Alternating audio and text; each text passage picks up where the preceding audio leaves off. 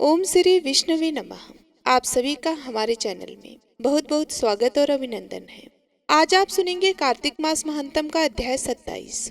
इसी के साथ आप सुनेंगे भगवत गीता का पाठ, विष्णु चालीसा का पाठ, तुलसी माता की कथा और तुलसी माता की आरती। ब्रह्मा जी कहते हैं कि स्त्रियों और पुरुषों ने जन्म से लेकर जो पाप किया है वह सब कार्तिक में दीपदान से नष्ट हो जाता है। इस विषय में मैं तुमसे एक प्राचीन इतिहास वर्णन करता हूँ।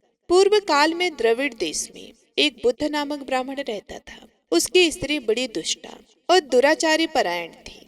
उसके संसर्ग दोष से पति की आयु क्षीण हो गई और वे मृत्यु को प्राप्त हुआ। पति के मर जाने पर भी वे विशेष रूप से वह विचार में लग गई। उसको लोक निंदा से तनिक भी लज्जा नहीं होती थी। उसके ना तो कोई पुत्र था और ना ही भाई था। वे सदा भिक्षा के अन्न का भोजन करती थी। अपने हाथ से बनाए हुए शुद्ध और स्वल्प अन्न को कभी ना खाकर मांग कर लाए हुए बासी अन्न को ही खाती थी। दूसरे के घर रसोई बनाया करती और तीर्थ यात्रा आदि से दूर रहती थी। उसने कभी भी कथा भी नहीं सुनी थी। एक दिन तीर्थ यात्रा में लगा हुआ कोई विद्वान ब्राह्मण उसके घर पर आया। उसका नाम कुदस था। उसको वह विचार में आसक्त देखकर उस ब्राह्मण श्रेष्ठ कुदस ने कहा, ओ मूढ़ नारी, तो मेरी बात को ध्यान देकर सुन। पृथ्वी आदि 5 भूतों से बने हुए और पीप एवं रक्त से भरे हुए इस शरीर को, जो केवल दुख का ही कारण है, तू क्यों नहीं पहचानती है? अरे ये देह पानी के बुलबुली के समान है। एक दिन इसका नाश होना निश्चित है। इस अनित्य शरीर को यदि तू नित्य मानती है तो अपने मन में बैठे हुए इस मोह को विचार पूर्वक त्याग दे। सबसे श्रेष्ठ देवता भगवान विष्णु का चिंतन कर और उन्हीं की लीला कथा को आदर पूर्वक सुन। और जब कार्तिक मास आए तब भगवान दामोदर की प्रीति के लिए स्नान दान आदि करके दीपदान करना, भगवान विष्णु की परिक्रमा करके उन्हें प्रणाम करना। यह व्रत विधवा और सौभाग्यवती सभी स्त्रियों के करने योग्य है। यह सब पापों की शांति और समस्त उपद्रवों का नाश करने वाला है। कार्तिक मास में निश्चित ही दीपदान भगवान विष्णु की प्रसन्नता बढ़ाने वाला है। ऐसा कहकर कुदस ब्राह्मण दूसरे के घर चला गया और वे ब्राह्मणी भी कुदस की बात सुनकर पश्चाताप करती हुई इस निश्चय पर पहुंची कि मैं कार्तिक मास में अवश्य ही व्रत करूंगी। इसके बाद कार्तिक मास आने पर उसने पूरे महीने भर प्रातः सूर्योदय काल में स्नान और दीपदान किया।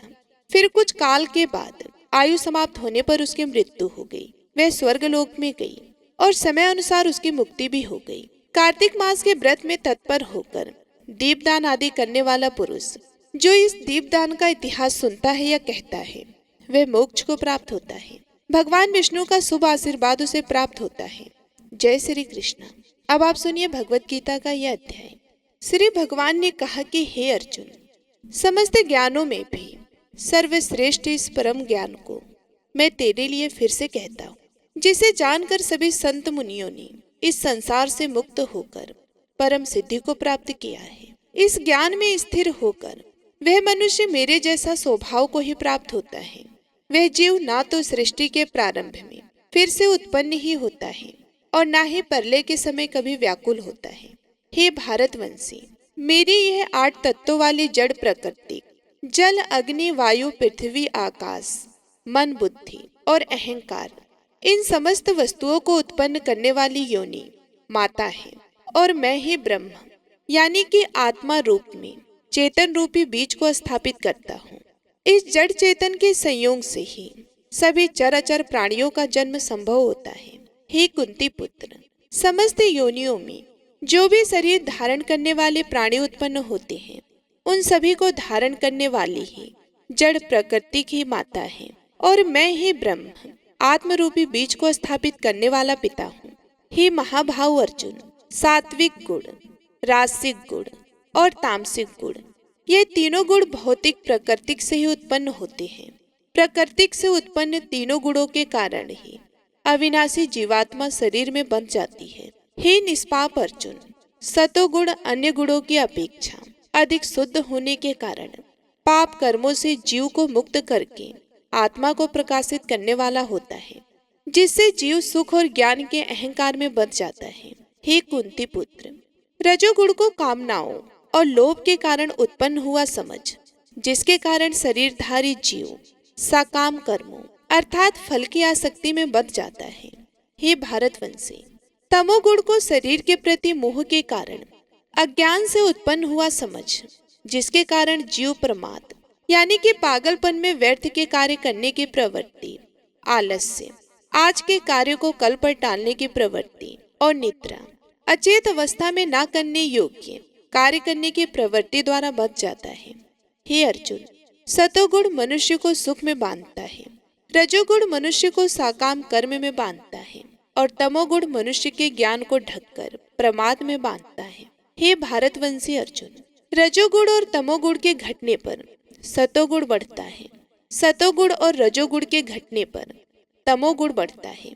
इसी प्रकार तमोगुण और सतोगुण के घटने पर तमोगुण बढ़ता है।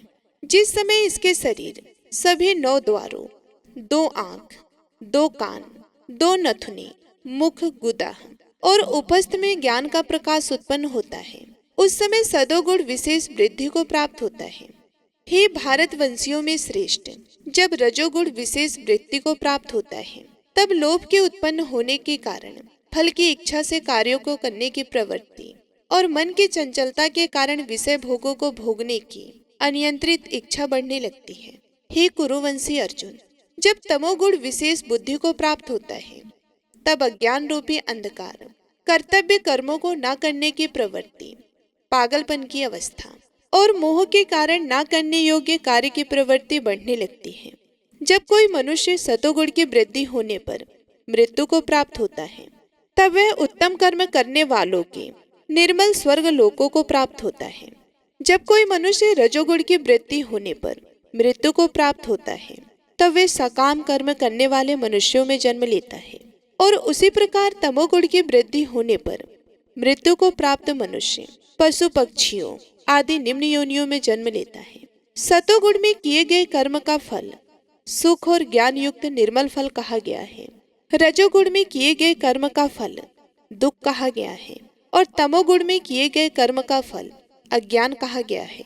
सतोगुण में वास्तविक ज्ञान उत्पन्न होता है, रजोगुण से निश्चित रूप से लोभ ही उत्पन्न होता है और तमोगुण से निश्चित रूप से प्रमाद, मोह, अज्ञान ही उत्पन्न होता है। सतोगुण में स्थित जीव स्वर्ग के उच्च लोकों को जाता है, रजोगुण में स्थित जीव मध्य में पृथ्वी लोक में ही रह जाते हैं और तमोगुण में स्थित जीव पशु आदि नीच योनियों में नरकों को जाते हैं। जब कोई मनुष्य प्रकृति के तीनों गुणों के अतिरिक्त अन्य किसी को करता नहीं देखता है और स्वयं को दुष्ट रूप से देखता है, तब वह प्रकृति के तीनों गुणों से परे स्थित होकर मुझ परमात्मा को जानकर मेरे दिव्य स्वभाव को ही प्राप्त होता है। जब शरीरधारी जीव प्रकृति के इन तीनों गुणों को पार कर जाता है, तब वह जन्म, मृत्यु, बुढ़ापा तथा सभी प्रकार के कष्टों से मुक्त होकर इसी जीवन में परम आनंद स्वरूप अमृत का भोग करता है। अर्जुन ने कहा कि हे प्रभु, प्रकृति के तीनों गुणों को पार किया हुआ मनुष्य किन लक्षणों के द्वारा जाना जाता है और उसका आचरण कैसा होता है, तथा वह मनुष्य प्रकृति के तीनों गुणों को किस प्रकार से पार कर पाता है।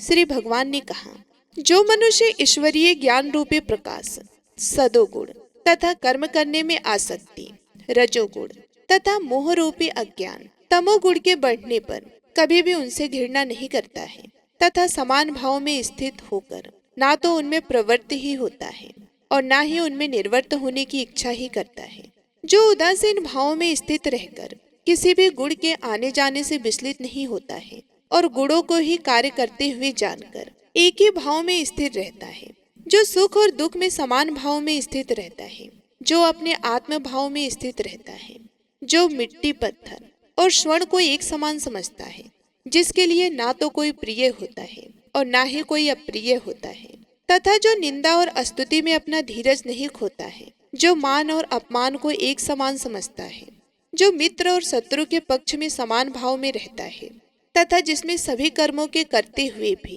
कर्तापन का भाव नहीं होता है, ऐसे मनुष्य को प्रकृति के गुणों से अतीत कहा जाता है। जो मनुष्य हर परिस्थिति में बिना विचलित हुए अनय भाव से मेरी भक्ति में स्थिर रहता है, वे भक्त प्रकृति के तीनों गुणों को अति शीघ्र पार करके ब्रह्म पद पर स्थित हो जाता है। उस अविनाशी ब्रह्म पद का मैं ही अमृत स्वरूप, शाश्वत स्वरूप, धर्म स्वरूप और परम आनंद स्वरूप एकमात्र आश्रय हूँ। इस प्रकार उपनिषद, ब्रह्म विद्या तथा योग शास्त्र रूप श्रीमद् भगवद गीता के श्री कृष्ण अर्जुन संवाद में प्रकृति गुण विभाग योग नाम का 14वां अध्याय संपूर्ण हुआ। बोलिए भगवान श्री कृष्ण की जय, माता लक्ष्मी की जय। अब आप सुनेंगे तुलसी माता की कथा, तुलसी माता की आरती। एक बार एक गांव में एक बुजुर्ग महिला रहा करती थी। वह बहुत ही पूजा पाठ किया करती थी। वह रोज तुलसी माँ की पूजा करती थी। वह बुजुर्ग महिला रोज तुलसी माता से कहती कि हे तुलसी माँ, तुम मुझे बहू दो, पीताम्बर की धोती दो, मीठा मीठा ग्रास दो, बैकुंठ में वास दो, चटक की चाल दो, पटक की मौत दो, चंदन का काट दो, रानी सा काज दो, दाल भात का भोजन दो, ग्यारस की मौत दो और कृष्ण जी का कंधा दो। वह बुजुर्ग महिला हर महीने में तुलसी माता की रोज पूजा करती और उनके विरले को रोज सींचती। तुलसी माता बुजुर्ग महिला की बात सुनकर धीरे धीरे सूखने लगी।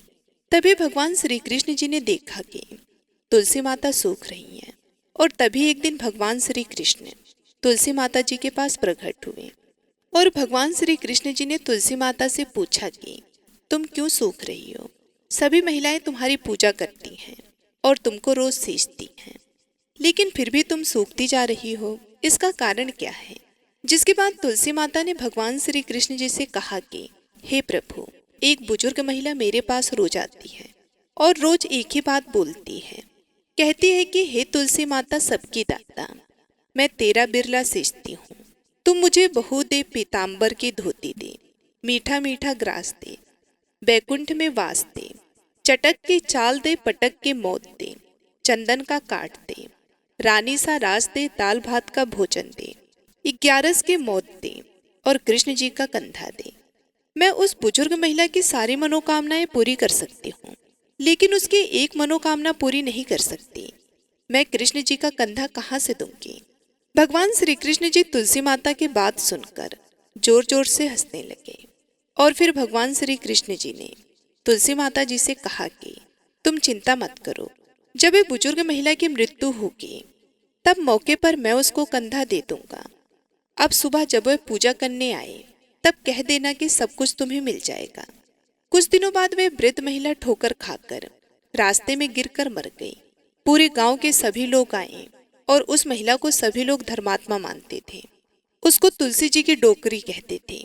उसके परिवार में कोई भी नहीं था, इसलिए गांव वाले ने ही उसके अंतिम संस्कार करने की योजना बनाई और उसे नहलाकर जब बैकुंठी पर बिठाने के लिए उसे उठाने लगे तो उसका मृत शरीर इतना भारी हो गया था कि उसे कोई उठा ही नहीं पाया।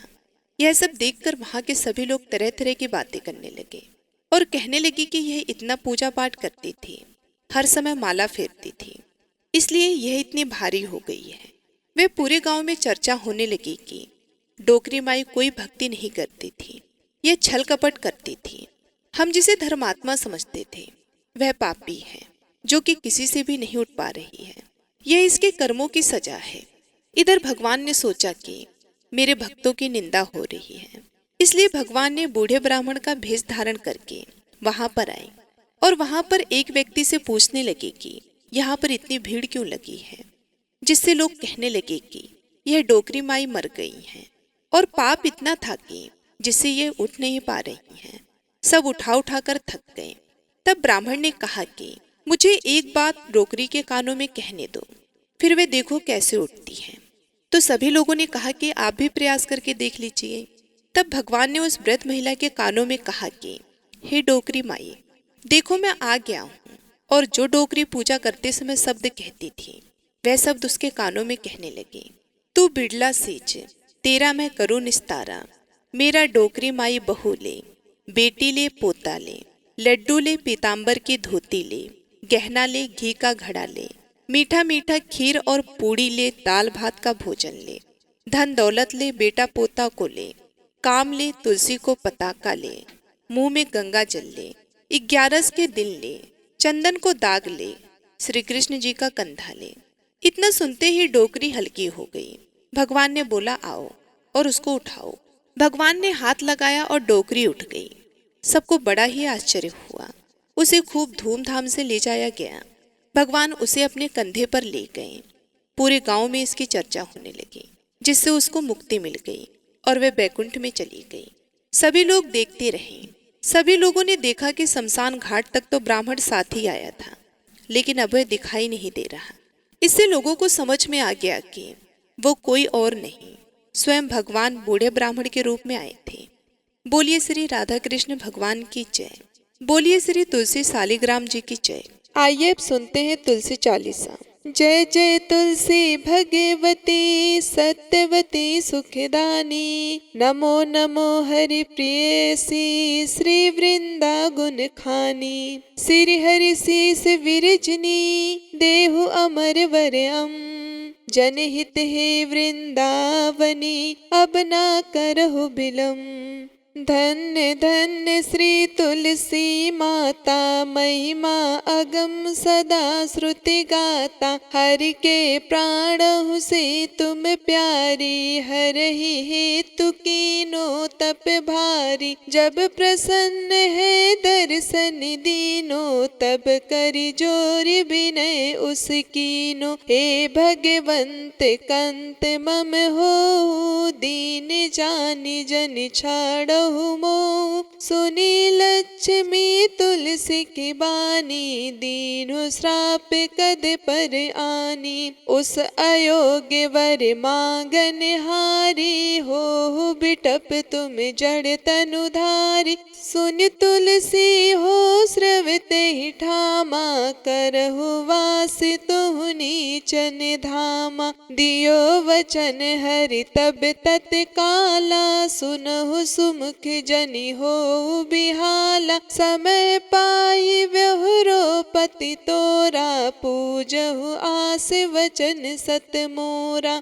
तब गोकुल मह गोप सुदा माता, सुभई तुलसी तू बामा। कृष्ण रास लीला के माही, राध सक्यो प्रेम लखि नाही। दियो श्राप तुलसी तत्काला, नर लोकहि तुम जन्महु बाला। यो गोप वह दानव राजा, शंख चूड़ नामक सिर ताजा। तुलसी भैता सुकी नारी, परम सती गुण रूप अगारी। अस दे कल्प बीत जब गयऊँ, कल्प तृतीय जन्म तब भयऊँ। वृंदाना में भयो तुलसी को, असुर जलंधर नाम पति को। कर अति द्वंद अतुल बल धामा, लीन शंकर से संग्रामा। जब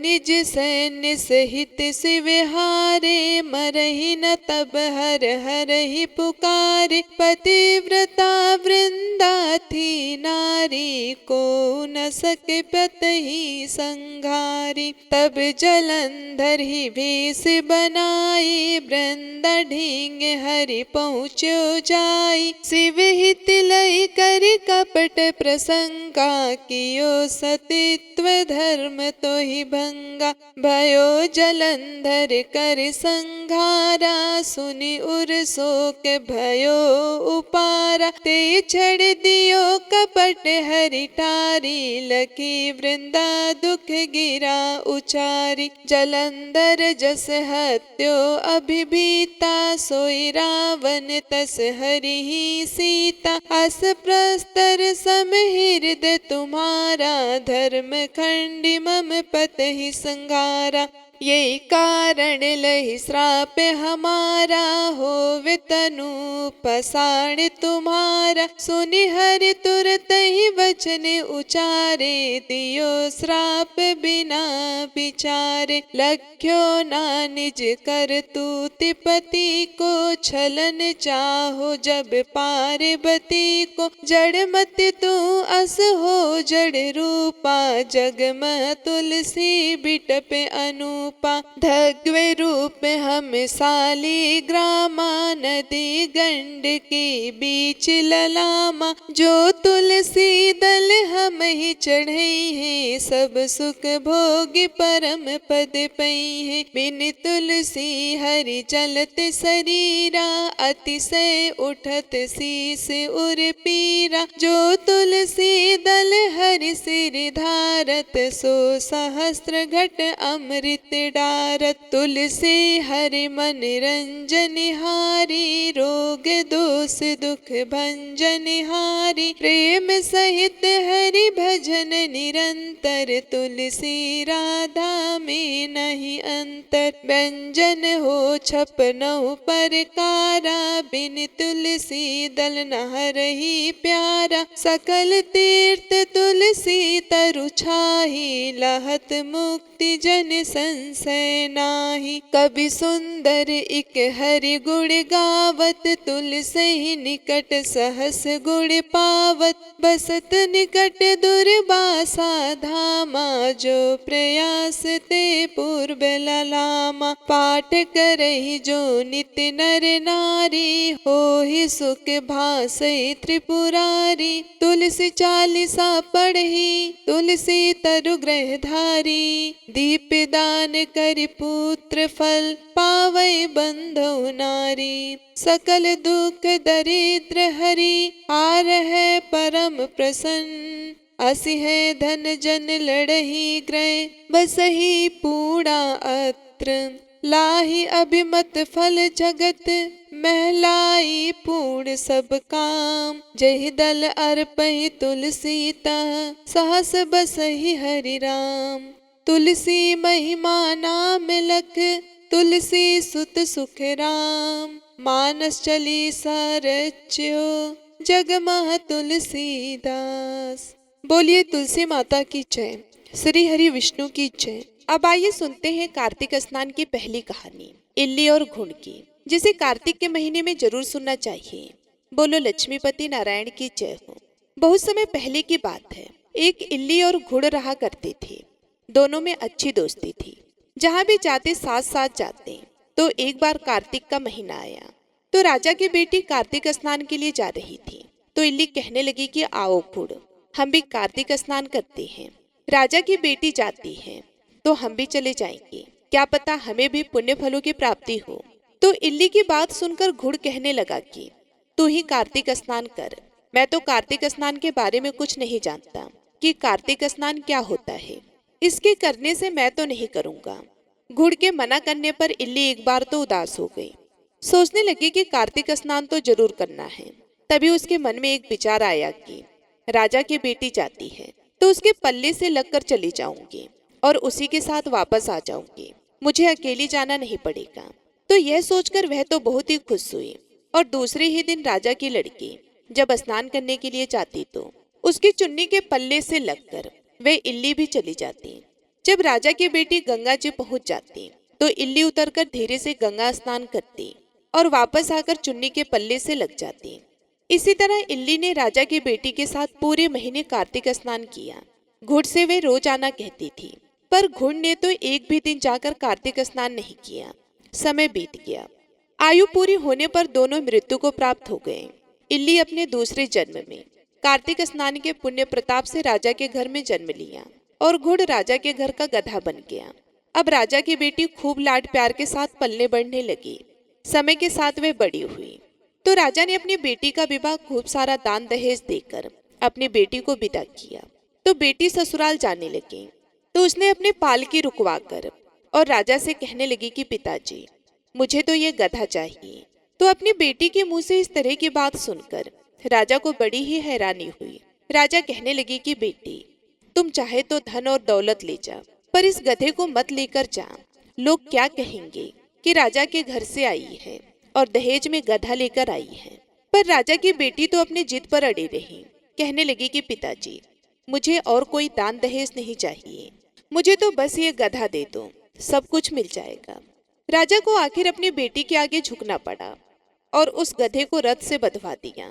अब गधा तो रथ के साथ तेज तेज दौड़ने लगा और इस तरह राजा की बेटी अपने ससुराल पहुंच गई। वहां पर खूब लोग इकट्ठे हुए थे। देखने आए थे कि राजा के बेटे की बहू कैसी है। पर जब लोगों ने रथ में गधा बंधा हुआ देखा तो सभी लोगों को बड़ा ही आश्चर्य हुआ और कहने लगे कि देखो, राजा के घर से आई है और गधे को लेकर आई है। पर वे कुछ नहीं बोली। राजा और उसके बेटे को भी बड़ी ही हैरानी हो रही थी कि बहू गधे को लेकर क्यों आई है। फिर रथ से खोलकर गधे को महल के नीचे बंधवा दिया। अब रोजाना राजा की पुत्र वधू घर का काम जल्दी जल्दी निपटाती और नीचे उतर के आती और उस गधे से बातें करने लगती। जब लड़की नीचे आती तो गधा कहता कि मुझे पानी पिला दे, तो वह लड़की कहती कि मैंने तुम्हें पहले ही कहा था कि कार्तिक स्नान कर ले, पर तूने तो मेरा कहना नहीं माना। तू तो बोलता था कि मैं तो कार्तिक स्नान नहीं करूंगा और ना ही मैं व्रत करूंगा। मैं तो बाजरा खाऊंगा और ठंडा ठंडा पानी पीऊंगा। अब बाजरा खा और ठंडा ठंडा पानी पी। मेरे साथ कार्तिक स्नान कर लेता तो तेरी ये हालत नहीं होती। एक दिन राजा ने अपनी पुत्र वधू को गधे के साथ बातें करते हुए सुन लिया, तो उन्होंने अपने राजकुमार को बुलाकर सारी बात बताई। तो राजकुमार ने आकर अपनी पत्नी से कहा कि आप मुझे सारी बात बताओ। तब रानी बनी उस लड़की ने कहा कि स्वामी, मैं पिछले जन्म में इल्ली थी और जो ये गधा है ये घुन था। तब मैंने इससे कहा था कि कार्तिक स्नान कर ले, पर वे नहीं माना और मैं राजा की लड़की के पल्ले से लगकर पूरे महीने कार्तिक स्नान किया था। तो कार्तिक स्नान के पुण्य प्रताप से राजा के घर में जन्म लिया और राजा के घर में ही बहू बनकर आई हूँ। तब राजा के बेटे ने सुना कि कार्तिक स्नान का इतना पुण्य प्रताप होता है, तो उसने अपने पिताजी को कार्तिक स्नान के पुण्य फल के बारे में बताया और कहा कि पिताजी, आप हमें आज्ञा दें हर साल हम दोनों पति पत्नी जोड़े से कार्तिक स्नान करें। तो राजा अपने बेटे की बात सुनकर बहुत ही खुश हुआ और उन्हें कार्तिक स्नान करने की इजाजत दे दी। फिर राजा का बेटा और उसकी पत्नी हर साल कार्तिक के महीने गंगा जी जाकर कार्तिक स्नान किया करते थे और फिर पंडितों को भोजन करवाकर खूब दान पुण्य भी किया करते थे। तो राजा ने सारी नगरी में कहलवा दिया कि जिस तरह मेरे बेटे और बहू कार्तिक स्नान करते हैं, उसी तरह सारी नगरी के लोग कार्तिक स्नान करें। तो सारे लोगों ने अपने राजा की आज्ञा मानकर कार्तिक स्नान किया और स्नान किया हुआ पानी उस घुन पर डाला जो गधा बना हुआ था, जिससे वह मोक्ष को प्राप्त हुआ। हे कार्तिक भगवान, कार्तिक स्नान का जैसा पुण्य फल आपने इल्ली को दिया, वैसे सबको देना। जो भी कार्तिक स्नान करके आपकी इस कथा को श्रद्धा भाव से सुने, उसकी सारी मनोकामनाएं पूर्ण करना। किसी गांव में एक साहूकार रहता था और उसका एक बेटा और बहू भी उसके साथ ही रहते थे। साहूकार की बहू कार्तिक मास में रोज सवेरे उठकर गंगा स्नान करने के लिए जाती। सुबह जल्दी जाते समय वे किसी भी पराये पुरुष का मुंह नहीं देखती थी। यह उसका रोज का नियम था। एक राजा का बेटा भी सुबह सवेरे गंगा स्नान करने के लिए जाया करता। वे हैरान होता कि मैं इतनी जल्दी उठता हूँ स्नान करने के लिए, लेकिन कोई तो है जो मुझसे भी जल्दी उठकर स्नान कर लेता है। कार्तिक माह के 5 दिन बचे थे कि एक दिन साहूकार की बहू तो स्नान करके वापस जा रही थी और उस समय राजा का वह बेटा स्नान करने के लिए आ रहा था। आवाज सुनकर बहू जल्दी जल्दी जाने लगी, लेकिन जल्दबाजी में उसकी माला मोजड़ी वहीं छूट गई। राजा के बेटे ने उसकी माला और मोजड़ी उठा ली और सोचने लगा कि जिस स्त्री की यह माला मोजड़ी इतनी सुंदर है, वह स्त्री खुद कितनी सुंदर होगी।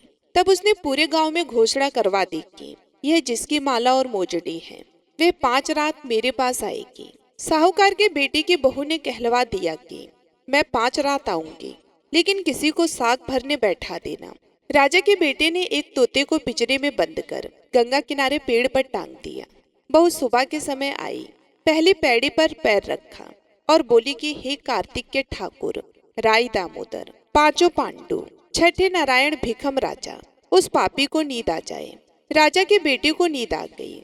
बहू नहा धोकर चलने लगी तो तोते से बोली कि सुआ सुआ, तेरे गल डालूंगी हीरा, मेरी साग भरियो बीरा। सुआ बोला कि कोई बीर भी साग भरता है क्या? वे फिर बोली सुआ सुआ, सुबह तेरे पग घालूंगी निवर, साग भरियो मेरे देवर। सुआ ने कहा कि ठीक है भाभी, मैं तेरी साख रखूंगा। वह तो कहकर चली गई। राजा का बेटा हड़बड़ा कर उठा और सुआ से पूछा कि सुआ सुआ, वह आई थी, कैसी थी? सुआ बोला कि आभा की सी बिजली, होली की सी छल, केला की सी कामनी, गुलाब का सा रंग। अगले दिन राजा के बेटे ने सोचा कि आज मैं अपनी उंगली में चीरा लगाऊंगा, इससे मुझे नींद नहीं आएगी। अगले दिन राजकुमार उंगली चीर कर लेट गया। वह आई और भगवान से उसी तरह प्रार्थना करने लगी और राजकुमार को फिर से नींद आ गई। वह स्नान करके फिर से वापस चली गई। सुबह राजकुमार ने तोते से फिर पूछा तो उसने वही सारी बातें दोहरा दी। अब राजकुमार बोला कि मैं आज रात में आंखों में मिर्ची डालकर बैठूंगा। रात में वह मिर्ची डालकर बैठ गया। बहू फिर आई और प्रार्थना की, जिससे उसे फिर से नींद आ गई। राजकुमार ने तोते से बहू के आने की बात पूछी। उसने फिर से वही बात बता दी। राजकुमार अब फिर सोचने लगा कि आज मैं बिना बिस्तरे के ही बैठूंगा, और रात को बिना बिस्तरे के बैठ गया। जब वह स्नान करने आई तो उसने फिर से भगवान से प्रार्थना की और राजकुमार को नींद आ गई। जब वह नहाकर जाने लगी तो आंखें बंद करके चली गई। राजकुमार जब उठा तो वह जा चुकी थी। राजकुमार फिर सोच में पड़ गया और सोचने लगा कि आज मैं अंगीठी जलाकर बैठूंगा, जिससे कि नींद नहीं आएगी। फिर वे रात को अंगीठी रखकर बैठ गया। साहूकार की बहू आई और वे भगवान से प्रार्थना करने लगी कि आपने 4 रातें तो निकाल दी, अब यह रात और निकाल दो। भगवान ने उसकी बात रख ली और राजकुमार को नींद आ गई। जब वह नहाकर जाने लगी तो तोते से बोली कि इस पापी को कह देना कि 5 रातें पूरी हो चुकी हैं। वह मेरे मोतियों की माला मेरे घर भिजवा दे।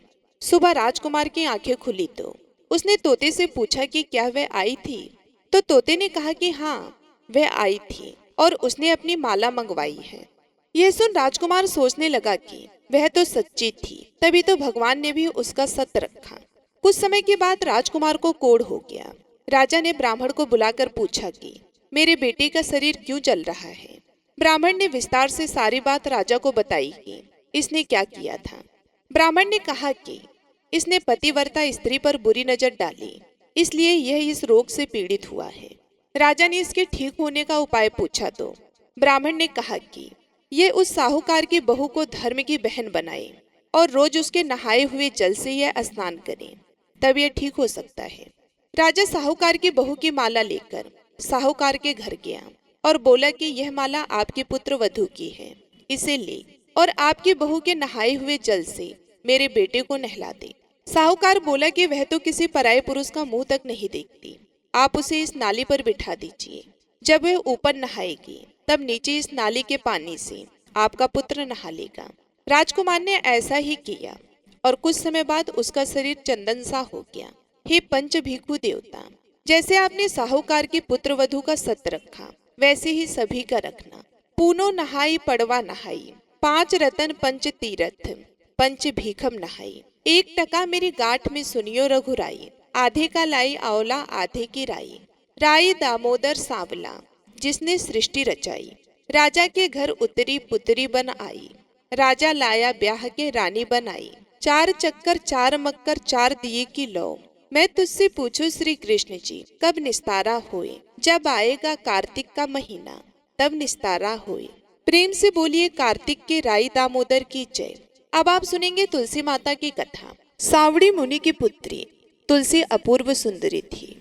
उनकी इच्छा थी कि उनका विवाह भगवान नारायण के साथ हो। इसके लिए उन्होंने नारायण पर्वत की चोटी में स्थित बद्री वन में घोर तपस्या की। दीर्घ काल तक तपस्या के उपरांत ब्रह्मा जी ने प्रसन्न होकर दर्शन दिया और वर मांगने को कहा। तुलसी जी ने कहा, हे सृष्टिकर्ता ब्रह्मदेव, आप अंतर्यामी हैं, सबके मन की बात आप जानते हैं, फिर भी मैं अपनी इच्छा आपसे बताती हूँ। मैं चाहती हूँ कि भगवान श्री नारायण मुझे पति रूप में मिले। ब्रह्मा जी ने कहा, तुम्हारा अविष्ट तुम्हें अवश्य मिलेगा। अपने पूर्व जन्म में किसी अपराध के कारण तुम्हें श्राप मिला है। इसी प्रकार भगवान श्री नारायण के एक पार्षद को भी दानव कुल में जन्म लेने का श्राप मिला है। दानव कुल में जन्म लेने के बाद भी उसमें नारायण का अंश विद्यमान रहेगा। इसलिए इस जन्म में पूर्व जन्म के पाप के समन के लिए संपूर्ण नारायण तो नहीं मिलेंगे, लेकिन नारायण के अंश से युक्त दानव कुल में जन्मे उस श्रापग्रस्त पार्षद से तुम्हारा विवाह होगा। श्राप मुक्त होने पर भगवान श्री नारायण सदा सर्वदा के लिए तुम्हारे पति हो जाएंगे। तुलसी ने ब्रह्मा के इस वरदान को स्वीकार किया, क्योंकि मानव कुल में जन्म लेने के कारण उसे मायावी भोग को तो भोगना ही था। तुलसी बद्रीवन में ही रहने लगी। नारायण का वह पार्षद दानोकुल में जलंधर के नाम से पैदा हुआ था। कुछ दिनों बाद वह भ्रमण करता हुआ बद्रीवन में आया। यहाँ तुलसी को देखते ही वह उस पर मंत्रमुग्ध हो गया। तुलसी के सामने उसने अपने विवाह का प्रस्ताव रखा। इतने में ही महामुनि ब्रह्मा जी आ गए और तुलसी से कहा कि हे तुलसी, जालंधर को देखो, कैसा देवोम उसका स्वरूप है। दानव कुल में जन्म लेने के बाद भी लगता है जैसे इसके शरीर में नारायण का वास हो। तुम प्रस्ताव को सहर्ष से स्वीकार कर लो। तुलसी को भी लगा कि उसकी तपस्या पूर्ण हुई, उसे इच्छित फल मिला है। जालंधर के साथ उसका गंधर्व विवाह हो गया और वे जालंधर के साथ उसके महल में पत्नी बनकर आ गई। जालंधर ने अपनी परम सुंदरी सती साध्वी पत्नी तुलसी के साथ बहुत दिनों तक राज्य किया। उसने अपने राज्य का इतना विस्तार किया कि देवलोक तक उसके अधिकार में आ गया। स्वर्ग का सुख भोगने वाले देवताओं की दशा भिखारियों जैसी हो गई। जालंधर किसी को कष्ट नहीं देता था, पर अधिकार और राज्य छिन जाने से सारे देवता मिलकर ब्रह्मा, विष्णु और शिव जी की सभा में गए तथा अपनी विपत्ति सुनाई।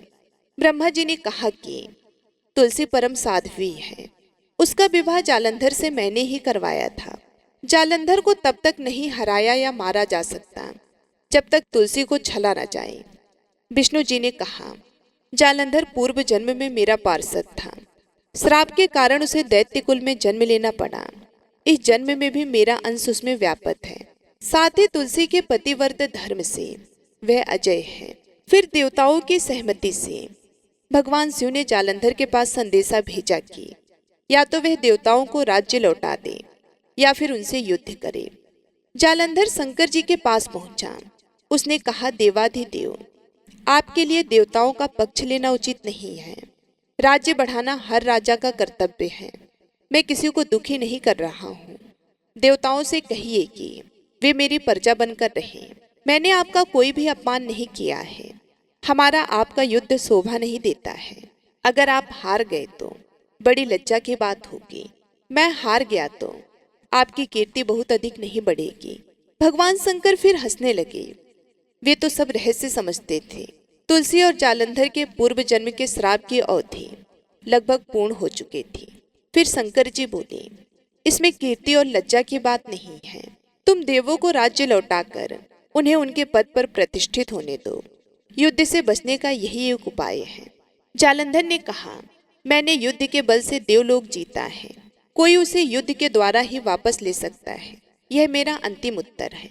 अब मैं जा रहा हूँ। ऐसा कहकर जालंधर चला गया। उसने अपनी पत्नी तुलसी को सारी बातें बताई और कहा कि कर्म भोग सब काल सूत्र में बंधा है। जीवन में हर्ष शोक, भय सुख दुख, मंगल अमंगल, ये सब काल के अधीन है। हम तो केवल निमित्त हैं, संभव हैं।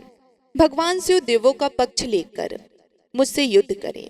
तुम चिंता मत करना, तुम्हारी सती तेज मेरी रक्षा करेगी। दूसरे दिन भगवान शंकर के नेतृत्व में देवताओं ने युद्ध छेड़ दिया। जालंधर ने भीषण बाणों की वर्षा कर उनका वेग रोका। उसके प्रहार से देवता डगमगाने लगे। उसने दानवी शक्ति का प्रयोग कर मायावी युद्ध आरंभ किया। युद्ध स्थल पर वे किसी को भी दिखाई नहीं देता था, पर उसके अस्त्र शस्त्र प्रहार कर देवों को घायल कर रहे थे। देवगढ़ अपने अस्त्र चलाए तो किस पर चलाएं, क्योंकि कोई शत्रु सामने था ही नहीं। कई दिनों तक इस तरह भयंकर युद्ध चला। जालंधर पराजित नहीं हुआ। तब शिव जी ने विष्णु जी से कहा कि विष्णु जी, कुछ तो उपाय करो, अन्यथा मेरा तो सारा यश मिट्टी में मिल जाएगा। विष्णु जी ने सोचा, बल से तो जालंधर को हराया नहीं जा सकता, इसलिए छल का सहारा लेना ही पड़ेगा। उन्होंने तुरंत अपना स्वरूप जालंधर जैसा बनाया और अस्त्र शस्त्र से सुसज्जित हो तुलसी जी के पास पहुंच गए और बोले कि प्रिय, मैं युद्ध जीत गया। सारे देवता भगवान शंकर समेत हार गए। इस खुशी में आओ, मैं तुम्हें अपने अंग से लगा लूं। पति को प्रत्यक्ष खड़ा देख तथा विजय का समाचार सुन वह दौड़कर मायावी जालंधर के गले से लिपट गई। इस प्रकार पति पत्नी दोनों ने आलिंगन किया, खूब खुशी मनाई। पर पुरुषों के साथ इस प्रकार के व्यवहार से उसका सती तेज नष्ट हो गया। उसका सती तेज जो जालंधर के कवच के रूप में रक्षा कर रहा था, वह कवच नष्ट हो गया। जालंधर शक्तिहीन हो गया। यह जानते ही भगवान शंकर ने अपने त्रिशूल से प्रहार किया। त्रिशूल के लगते ही जालंधर जलकर भस्म हो गया। जालंधर के मरने को जानकर भगवान विष्णु अपने असली रूप में आ गए। सामने अपने पति जालंधर के स्थान पर भगवान विष्णु को खड़ा देख तुलसी बहुत विस्मित हुई। उसको पता लग गया कि स्वयं नारायण ने उसके साथ छल किया है। क्रोध में आकर तुलसी जी ने श्राप दिया, एक सती स्त्री का सतीत्व भंग करने के अपराध में तुम हृदयहीन पत्थर हो जाओ। विष्णु जी ने तुलसी के श्राप को सिरोधार्य कर कहा, हे देवी, तुम्हारे तथा जालंधर के कल्याण के लिए मुझे ऐसा करना पड़ा। तुम दोनों को श्राप मुक्त करना था। तुम भी अब अपना शरीर त्याग कर तुलसी बिरवा के रूप में जन्म लोगी और मेरी पूजा तुलसी दल से होगी। मैं शालिग्राम पत्थर बनूंगा। मेरे शीश पर तुम आदर से विराजमान होगी। तुम्हारे पति के हड्डियों के चूर्ण से शंख की उत्पत्ति होगी। उस शंख की ध्वनि से देवताओं तथा मेरी पूजा आराधना होगी। जहाँ शंख ध्वनि होगी वहाँ मंगल में विराजमान रहूंगा। तुमने पूर्व जन्म बद्रीवन में मुझे पाने के लिए बड़ी तपस्या की थी। अब अगले जन्म में मैं नारायण प्रस्तर के रूप में बद्रीवन में स्थापित होऊंगा और मेरी पूजा अर्चना फल फूल से ना होकर तुम्हारी तुलसी दल से होगी। मेरी शीश पर विराजमान होकर तुम मुझसे भी ऊंचा पद प्राप्त करोगी। बोलिए श्री तुलसी शालिग्राम भगवान की जय। बोलिए श्री लक्ष्मी बद्रीनाथ भगवान की जय। अब आइए सुनते हैं लप्सी और तपसी की कथा, जो कि हर व्रत के बाद में अवश्य सुनना चाहिए, क्योंकि ऐसा कहा जाता है कि बगैर लप्सी और तपसी की कथा सुने बगैर कोई भी व्रत कथा पूर्ण नहीं होता। तो आइए बड़ी ही श्रद्धा से लप्सी और तपसी की कथा को सुनते हैं। एक लप्सी था, एक तपसी था। तपसी हमेशा भगवान की तपस्या करता था। तपसी हमेशा भगवान की तपस्या करता था, लेकिन उसे चोरी करने की आदत थी। लप्सी हमेशा सवा शेर की लप्सी बनाता और पहले भगवान को भोग लगाता, उसके बाद में स्वयं भोजन करता। दोनों भाइयों का यही नियम था। तो एक दिन किसी बात को लेकर दोनों में कहासुनी हो गई। तो तपसी बोला कि मैं रोजाना भगवान की तपस्या करता हूँ, इसलिए मैं बड़ा हूँ। तो लप्सी बोला कि मैं रोज भगवान को सवा शेर की लप्सी का भोग लगाता हूँ, इसलिए मैं बड़ा हूँ। ऐसा कहते हुए दोनों जोर जोर से लड़ने लगे। तभी वहां से नारद जी गुजर रहे थे। दोनों को लड़ता हुआ देखकर वहां आए और उनसे पूछा कि तुम दोनों क्यों लड़ रहे हो। तो दोनों ने अपने आप को बड़ा बताया और साथ में बड़ा होने का कारण भी बताया। तो नारद जी बोले कि मैं तुम्हारा फैसला कर दूंगा, कल आऊंगा, बता भी दूंगा कि तुम दोनों में से कौन बड़ा है। दूसरे दिन लप्सी और तपसी नहाकर अपने रोज की भक्ति करने आए। तो नारद जी ने छुपकर 1.25 करोड़ की एक एक अंगूठी उन दोनों के आगे रख दी। जैसे ही भक्ति करते हुए तपसी की नजर उस अंगूठी पर पड़ी तो उसने चुपचाप उस अंगूठी को उठाई और अपने पैरों के नीचे दबा ली। लप्सी की नजर अंगूठी पर पड़ी, लेकिन उसने ध्यान नहीं दिया। उसने पहले भगवान को भोग लगाया और फिर स्वयं भोजन करने के लिए बैठ गया। थोड़ी देर बाद नारद जी सामने आए। तो दोनों ने पूछा कि अब बताओ, हम में से कौन बड़ा है। तो नारद जी ने तपसी से खड़ा होने के लिए कहा तो वे खड़ा हुआ तो उसके पैर के नीचे दबी हुई अंगूठी दिखाई दी। तो नारद जी ने तपसी से कहा कि तपस्या तो तुम रोज करते हो, लेकिन इतनी तपस्या करने के बाद भी तुम्हारी चोरी करने की आदत नहीं गई। ये अंगूठी मैंने ही तुम दोनों के आगे रखी थी। मैं ये देखना चाहता था कि तुम दोनों में से किसके मन में लालच है। तो तुझे तो अंगूठी दिखाई पड़ते ही झट से अपने पैरों के नीचे दबा ली। लेकिन लप्सी का ध्यान अंगूठी पर जाने के बाद भी लप्सी ने अंगूठी को नहीं उठाया और ना ही ध्यान दिया। उसने सिर्फ अपने भगवान जी में ध्यान रखा, उन्हें भोग लगाया और बाद में स्वयं भोजन करने लगा। इसलिए लप्सी बड़ा है और तुम्हें तुम्हारी तपस्या का कोई भी फल मिलने वाला नहीं है। जितनी चाहे मर्जी तुम तपस्या कर लो, तुम्हें इसका कोई भी फल नहीं मिलेगा। तो तपसी को यह सुनकर बहुत ही दुख हुआ और वे शर्मिंदा होकर नारद जी से माफी मांगने लगा और कहने लगा, आज तक की मेरी गलती माफ करो और मुझे बताओ कि मेरी तपस्या का फल कैसे मिलेगा। आज के बाद कभी भी मैं चोरी नहीं करूंगा। तो नारद जी ने कहा कि यदि कोई गाय और कुत्ते को रोटी नहीं बनाएगा तो उसका फल तुझे मिलेगा। यदि कोई आदमी ब्राह्मण को भोजन करवा कर उसे दक्षिणा नहीं देगा तो उसका फल भी तुझे ही मिलेगा। अगर किसी को सूत वाली साड़ी अगर हम देते हैं, उसके ऊपर अगर भेंट स्वरूप कुछ रुपए नहीं देंगे तो उसका फल भी तुझे ही मिलेगा। अगर कोई व्यक्ति दिए से दिया जलाएगा तो उसका फल भी तुझे ही मिलेगा। अगर कोई औरत आंगन लीप कर चौका नहीं लीपेगी तो उसका फल भी तुझे ही मिलेगा।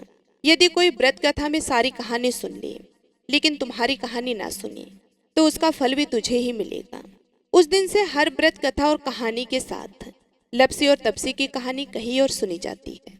प्रेम से बोलिए तुलसी माता की जय, माता लक्ष्मी की जय, भगवान विष्णु जी की जय। यह थी आज की कार्तिक मास के महंतम की कथा। आशा करती हूँ आपको आज की ये कथा पसंद आई होगी और आप हमारे आने वाली वीडियो का भी इंतजार करेंगे। आप सभी का दिन शुभ एवं मंगलमय हो, इसी कामना के साथ मैं आप सभी लोगों से विदा लेती हूँ। मिलती हूँ मैं आप सभी लोगों से अगले वीडियो।